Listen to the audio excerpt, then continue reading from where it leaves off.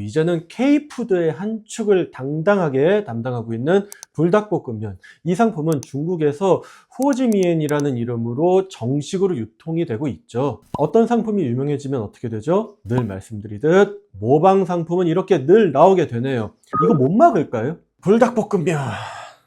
여러분, 라면 얘기 한번 할까요?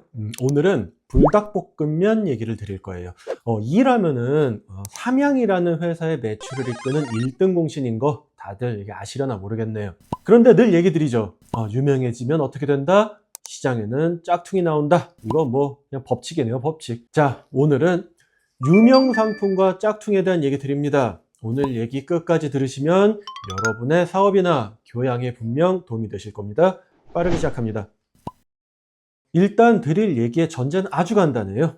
여러분도 알고 저도 알고 이제는 K푸드의 한 축을 당당하게 담당하고 있는 불닭볶음면. 이 상품은 중국에서 호지미엔이라는 이름으로 정식으로 유통이 되고 있죠. 그리고 이 호지미엔의 한글로 불닭볶음면을 같이 병기해서 파는 게 아마 정품이라고 저는 알고 있습니다. 그런데 이걸 베끼는 업체들이 너무 많아요. 똑같이 호지미엔이라고 쓰면서도 뭐 캐릭터도 묘하게 따라한 라면이 엄청나게 많이 유통되고 있더라고요. 심지어 한때는 뭐 그냥 느낌이랑 컨셉만 베끼는 수준이었는데 뭐 이젠 뭐 대놓고 불닭볶음면이라고 한글로 써서 팔기도 하더라고요.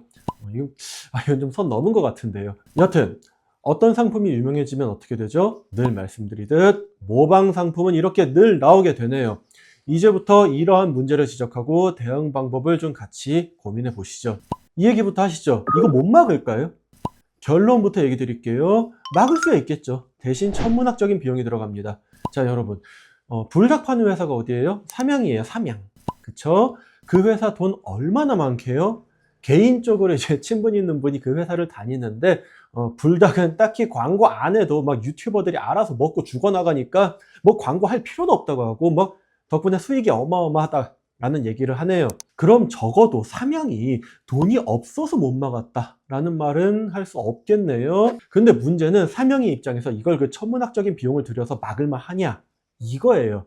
자, 이렇게 한번 생각해 볼게요. 만약 국내에서 이런 일이 생겼어요. 그럼 삼양이 가만히 있을까요? 절대 그럴 리 없죠. 당장 뭐 내용 증명이나 고소장부터 날린 다음에 뭐 가처분 신청이든 뭐든 수단과 방법을 가리지 않고 공격해서 당장 못 쓰게 할 거예요. 그럴 때 삼양이 저한테 맡겨주시면 감사하겠습니다. 여하튼 국내에서는 크게 어려운 건 없어요. 근데 이거 해외잖아요. 그러다 보니 삼양에서 국내에서만큼 신속하고 실시간 대응하는 것은 진짜 어렵다는 거예요. 심지어 어디서 생산하는지도 제대로 몰라요. 거기다가 비용도 문제예요. 중국을 예로 들면 국내 변호사들이 그 사건을 다 처리하는 것이 아니라 중국의 변호사를 선임해서 그 넓은 대륙 뒤져가면서 사건을 해결해야 되는데 이때 비용 얼마나 들까요? 수천에서 수억? 충분히 발생할 수 있습니다. 그래서 실제로 삼양은 CJ와 같이 이게 대표적인 기업들과 함께 2021년에 공동 대응을 해가지고 뭐 중국의 짝퉁 상품들에 대한 공격을 했고 중국 법원으로부터 좋은 결과를 이끌어내기도 했어요. 뭐 물론 상당한 시간과 뭐 비용이 좀 들긴 했었지만 말이죠. 근데 문제는 일단 한 번 막는 건 성공했는데 막고 나서 또 다른 놈들이 비슷한 걸 또 만든다는 것이에요. 이게 진짜 문제예요. 자, 그러면 삼양은 고민을 하겠죠. 계속 돈을 써서 이걸 막을 것인가? 아니면 그냥 방치할 것인가? 이거 말이에요. 그런데 여러분, 재밌는 얘기 하나 해드릴까요? 여러분, 재판에서 이긴다고 돈 다 받을 수 있을 것 같아요? 받을 수 있는 경우도 있지만 못 받는 경우도 허다해요.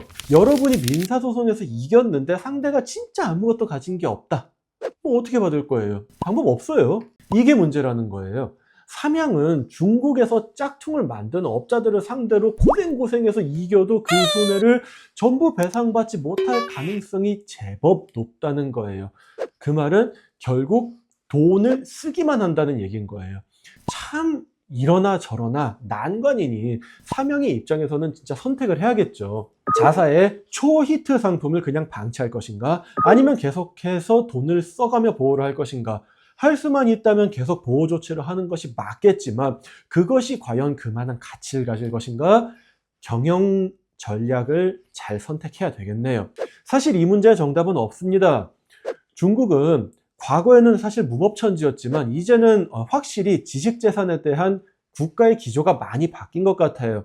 예전에는 지식재산 침해라고 뭐 소송 걸면 중국 법원이 맨날 지네 나라 뭐 기업 보호한다 이러면서 다 막아줬는데, 이제는 제법 합리적인 판결이 많이 선고되고 있습니다. 중국뿐만 아니라 뭐 다른 나라에서도 다 마찬가지고요. 그래서 제 생각에는 사명은 끝까지 놓지 않으셨으면 합니다.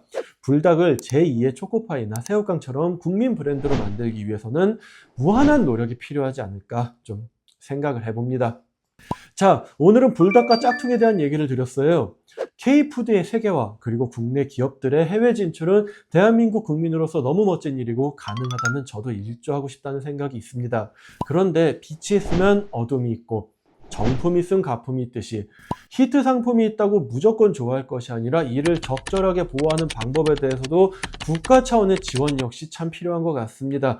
그리고 이에 대한 여러분의 생각도 많이 궁금해집니다. 다시 한번 기업을 응원하며 오늘 드린 내용이 여러분의 사업에 도움이 되시길 바라며, 다음 영상에서는 더욱 다양하고 재미있는 주제로 돌아오도록 하겠습니다. 감사합니다.